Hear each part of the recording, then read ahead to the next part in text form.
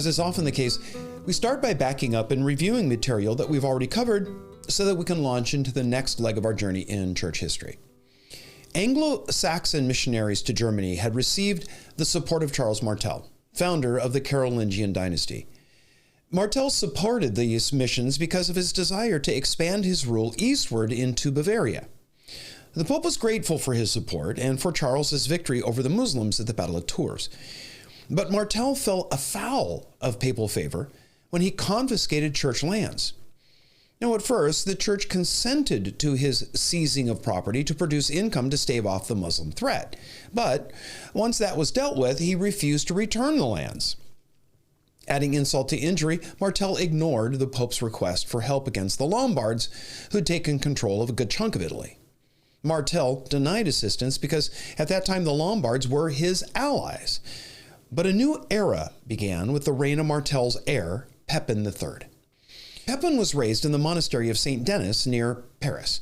He and his brother were helped by the church leader Boniface to carry out a major reform of the Frank Church. These reforms of the clergy and church organization brought about a renewal of religious and intellectual life and made possible the educational revival that's associated with the greatest of the Carolingian rulers, Charlemagne, and his Renaissance that we mentioned in the last episode. In 751, Pepin persuaded Pope Zachary to allow Boniface to anoint him king of the Franks, officially supplanting the Merovingian dynasty. Then, another milestone in church-state relations passed with Pope Stephen II, appealing to Pepin for aid against the Lombards. The Pope placed Rome under the protection of Pepin and recognized him and his sons as protectors of the Romans. As we've recently seen, all of this church-state alliance came to a focal point with the crowning of Charlemagne as emperor of the Holy Roman Empire in AD 800. For some time, the popes in Rome have been looking for a way to loosen their dependence on Constantinople and the Eastern emperors. Religious developments in the East provided the popes an opportunity to finally break free. The iconoclast controversy dominating Eastern affairs gave Western popes one more thing to express their disaffection with. And we're going to take a closer look at that dust-up later. For now, it's enough to say that the Eastern Emperor Leo III banned the use of icons as images of religious devotion in AD 726. Now, supporters of icons ultimately prevailed, but only after a century of bitter and at times even violent dispute. Pope Gregory II rejected Leo's edict banning icons and flaunted his disrespect for the emperor's authority. Gregory's pompous and scathing letter to the emperor was long on bluff, but a dramatic statement of his rejection of secular rulers meddling in church affairs. Pope Gregory wrote, quote, "Listen, dogmas are not the business of emperors, but of pontiffs," unquote. The reign of what was regarded by the West as a heretical dynasty gave the Pope the excuse that he needed to separate from the East and find a new, devoted, and orthodox protector. The alliance between the papacy and the Carolingians represents the culmination of that quest and opened a new and momentous chapter in the history of medieval European Christianity.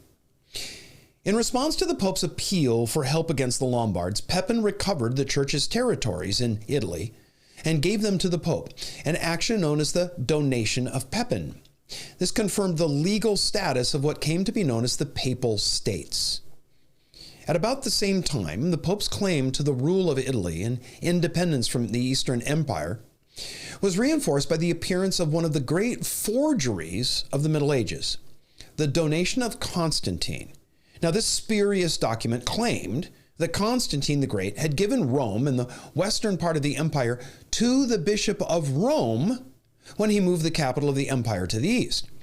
The donation was not exposed as a forgery until the 15th century. The concluding act in the Pope's attempt to free themselves from Constantinople came on Christmas Day in 800, when Pope Leo III revived the empire in the West by crowning Charlemagne as the Holy Roman Emperor. It's rather humorous, as one wag has put it, the Holy Roman Empire was neither holy nor Roman and can scarcely be called an empire. Charlemagne's chief scholar was the British-born Alcuin, who'd been master of the cathedral school in York, back in Britain. He was courted by Charlemagne to make his capital at Aachen, on the border between France and Germany, Europe's new center of education and scholarship. And Alcuin did just that. If the school at Aachen didn't outright plant the seeds that would later flower in the Renaissance, it certainly prepared the soil for them. Alcuin profoundly influenced the intellectual, cultural, and religious direction of the Carolingian Empire, as the 300-some extant letters that he wrote reveal. His influence is best seen in the manuscripts of the school at Tours, where he later became its abbot. His influence is also demonstrated in his educational writings, his revision of the biblical text, commentaries, and the completion of his version of church liturgy. He standardized spelling and writing, reformed missionary practice, and contributed to the organizing of church regulations. Alcuin was a leading theologian in the struggle against a heresy known as adoptionism. Adoptionists said that Jesus was simply a human being who God adopted and made a son. Alcuin was a staunch defender of Christian orthodoxy and the authority of the church, the preeminence of the Roman bishop, and of Charlemagne's sacred position as emperor. He died in 804. The time in which Alcuin lived certainly needed the reforms that he brought, and he was the perfect agent to bring them. From the palace school at Aachen, a generation of his students went out to head monastic and cathedral schools throughout the land. Even though Charlemagne's empire barely outlived its founder, the revival of education and religion associated with him and Alcuin brightened European culture throughout the bleak and chaotic period that followed. The Carolingian Renaissance turned to classical antiquity and early Christianity for its models. The problem is there was only one Western scholar that still knew Greek, the Irishman John Scotus Erigena. Now still, the manuscripts produced during this era form the base from which modern historians gain a picture of the past.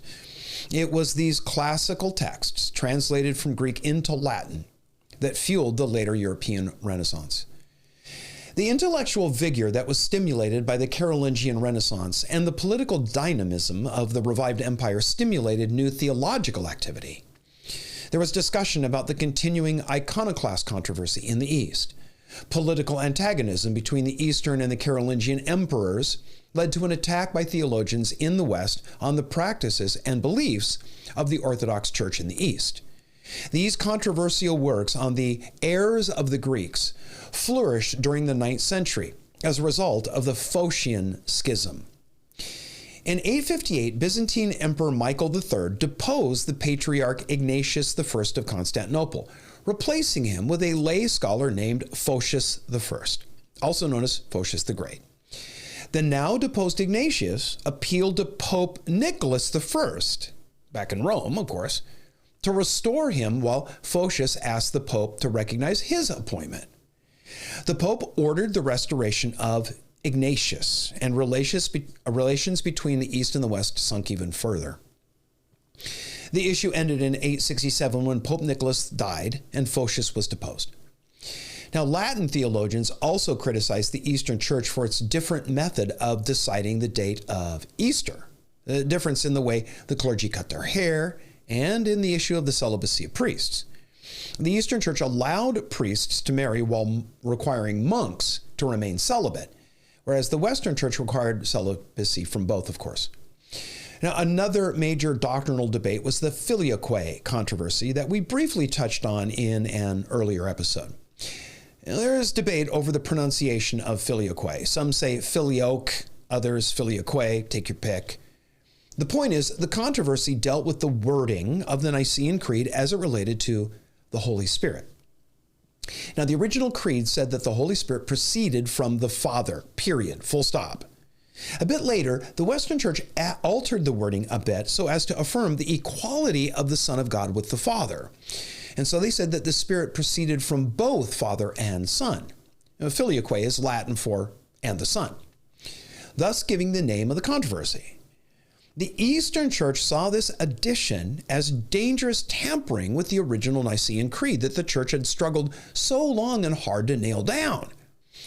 They refused to accept what they considered the dangerous edit, while the Filioque clause became a standard part of what was considered Orthodox doctrine in the West. Another major discussion arose over the question of predestination. A Carolingian monk named Gottschalk, who'd studied Augustine's theology carefully, was the first to teach what's known as double predestination. That's the belief that some people are predestined to salvation while others are predestined to damnation.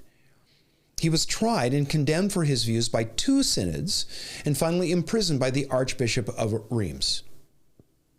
Gottschalk died 20 years later, holding his views to the end. The other major theological issue of the Carolingian Empire concerned the Lord's Supper. The influential abbot of Corbie wrote a treatise titled On the Body and Blood of the Lord.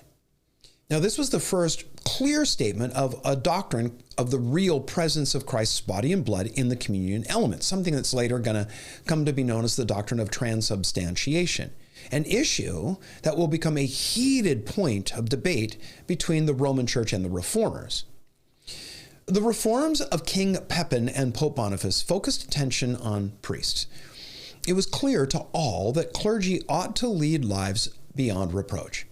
That synod after synod during the 6th, 7th, and 8th centuries had to make such a major issue of this, demonstrated the need for reform. Among the violations warned against were the rejection of celibacy, gluttony, drunkenness, tawdry relationships with women, hunting, carrying arms, and the frequenting of taverns. Monastic developments at this time were also significant.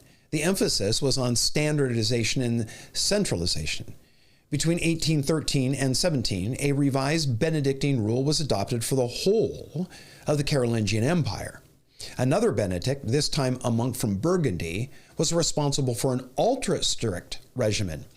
Charlemagne's successor, Louis the Pious, appointed Benedict the overseer of all monasteries in the realm, and a few years later his revised Benedictine rule was made obligatory for all monasteries, sadly with little long-term effect. When Louis succeeded Charlemagne, the Pope was able to regain his independence following a long domination by the emperor. The imperial theocracy of Charlemagne's reign would have yielded a state church as already existed in the East, but the papacy stressed the superiority of spiritual power over the secular. This was reinforced by the forged donation of Constantine with its emphasis on papal preeminence and the governing of the empire, not just the church. In the middle of the 9th century, priests at Reims produced another remarkable forgery, known as the false decretals. Accomplished with great inventiveness, the decretals were designed to provide a basis in law that protected the rights of bishops. They included the bogus donation of Constantine and became a central part of the canon of medieval law. It shored up papal claims of supremacy in church affairs over secular authority. The first pope to make use of the false decretals was Nicholas I, just talked about earlier. He recognized the danger of a church dominated by civil rulers, and he was determined to avert this by stressing that the church's government was centered on Rome, not Constantinople, and certainly not in some lesser city like Milan or Ravenna. From the late 9th until the mid-11th century, Western Christendom was beset by a host of major challenges that left the region vulnerable. The Carolingian Empire was fragmented, leaving no major military power to defend Western Europe. Continued attacks by Muslims in the south, a fresh wave of attacks by the Magyars in the east, and incessant raids by the Norsemen all over Europe turned the shards of the empire into splinters. One contemporary lamented, quote, "Once we had a king, now we have kinglets," unquote. For many Western Europeans, it seemed, that the end of the world was at hand. The popes no longer had Carolingian rulers as protectors, and so the papacy became increasingly involved in the power struggles among the nobility for the rule of Italy. Popes became partisans of one political faction and then another, sometimes willingly, other times coerced. The cumulative result was spiritual and moral decline. For instance, Pope Stephen VI took vengeance on the preceding pope by having his body disinterred and brought before a synod where it was propped up in a chair for trial. Following its conviction, the body was thrown into the Tiber River. Then, within a year, Stephen himself was overthrown. He was strangled while in prison. There was a near complete collapse of civil order in Europe during the 10th century. Church property was ransacked by invaders or fell into the hands of the nobility. Noblemen treated churches and monasteries as their private property to dispose of as they wished. The clergy became indifferent to their duties. Their illiteracy and their immorality grew. The 10th century was a genuine dark age, at least as far as the condition of the church was concerned. Without imperial protection, popes became, helpless playthings for the nobility, who fought to gain control by appointing relatives and political favorites. A chronicle by the German Bishop of Cremona paints a graphic picture of sexual debauchery in the church. Though there were incompetent and immoral popes during this time, they continued to be respected throughout the West. Bishoprics and abbeys were founded by laymen after they obtained the approval of the papal court. Pilgrimages to Rome hardly slackened as Christians visited the sacred sites of the West, the tombs of Peter and Paul, as well as a host of other venerated relics. At the lowest ebb of the 10th century, during the reign of Pope John the 12th, from 955 to 64, a major change in Italian politics affected the papacy. An independent and capable German monarchy existed. This Saxon dynasty began with the election of Henry I and continued with his son Otto I, who's also known to history as Otto the Great. Now, Otto developed a close relationship with the German church. Bishops and abbots were given the rights and honor of high nobility. The church received huge tracts of land at this time. Through this alliance, Otto aimed to forestall the rebellious nobles of his kingdom. But the new spiritual aristocracy created by Otto wasn't hereditary. Bishops and abbots couldn't pass on their privileges to their successors like the nobles could. Favor was granted by the king to whomever he chose. Thus, their loyalty could be counted on more readily. In fact, the German bishops contributed money and arms to help the German kings expand into Italy, what is now the regions of East Germany and Poland. Otto helped raise the papacy out of the quagmire of Italian politics. His entrance into Italian affairs was a fateful decision. He marched south into Italy to marry Adelaide of Burgundy and declare himself king of the Lombards. 10 years later, he again marched south at the invitation of Pope John XII. In February of 1962, the Pope tried a renewal of the Holy Roman Empire by crowning Otto and Adelaide in St. Peter's. But the price paid by the Pope for Otto's support was another round of interference in church affairs. For the next 300 years, each new German monarch followed up his election by making a march to Rome to be crowned as emperor. But at this point, it wasn't so much popes who made emperors as it was emperors who made popes. And when a pope ran afoul of the ruler, he was conveniently labeled anti-pope and disposed, to be replaced by the next guy. It was the age of musical chairs in Rome. Whoever grabs the papal chair when the music stops gets to sit. But when the emperor instructs the band to play again, whoever's in the chair has to stand and the game starts all over again. Now, lest you think that I'm overstating the case, in 963, Otto returned to Rome, convened a synod that found Pope John guilty of a list of sordid crimes and deposed him.